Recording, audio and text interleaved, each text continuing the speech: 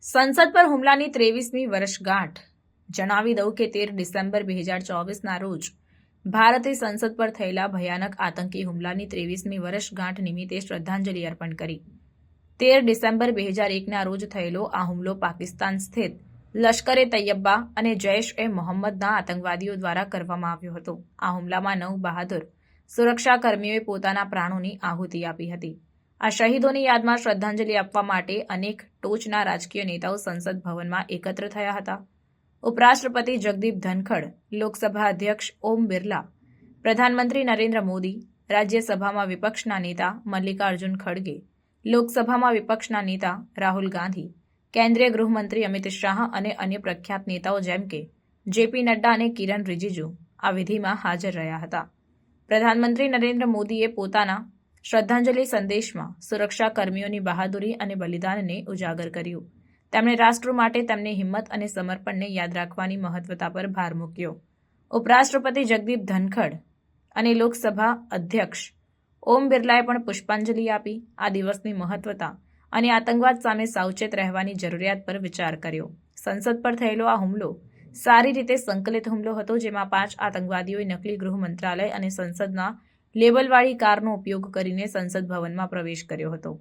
AK-47 rifle, grenade launcher અને pistol સાથે સજ્જ આ આતંકવાદીઓએ લગભગ 42 મિનિટ સુધી હુમલો કર્યો.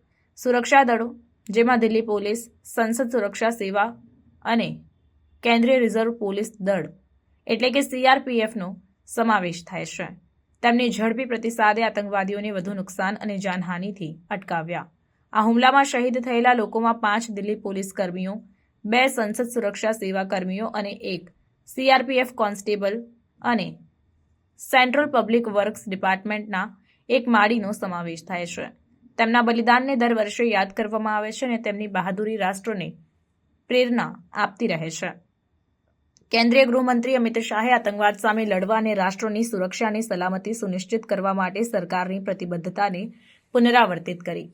તેમણે જણાવ્યું કે શહીદોના બલિદાનને ભૂલવામાં આવશે નહીં અને સરકાર આતંકવાદ સામે મજબૂત પગલાં લેતી રહેશે. આ વિધિમાં શહીદોના પરિવારજનો પણ હાજર રહ્યા, જેમને તેમના પ્રિયજનોના બલિદાન માટે સન્માનિત કરવામાં આવ્યા. વિધિમાં હાજર નેતાઓએ પરિવારજનો પ્રત્યે આભાર અને એકતા વ્યક્ત કરી અને તેમના સહનશીલતાને માન્યતા આપી.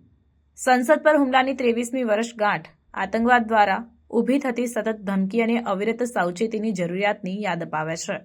તે એકતા અને આકસ્મિક પડકારો સામેની સહનશીલતાની મહત્વતાને પણ ઉજાગર કરે છે. રાષ્ટ્ર આ બહાદુર આત્માઓનો ઋણી છે, જેમણે ભારતના લોકશાહી તંત્રને સુરક્ષિત રાખવા માટે પોતાના પ્રાણોની આહુતિ આપી.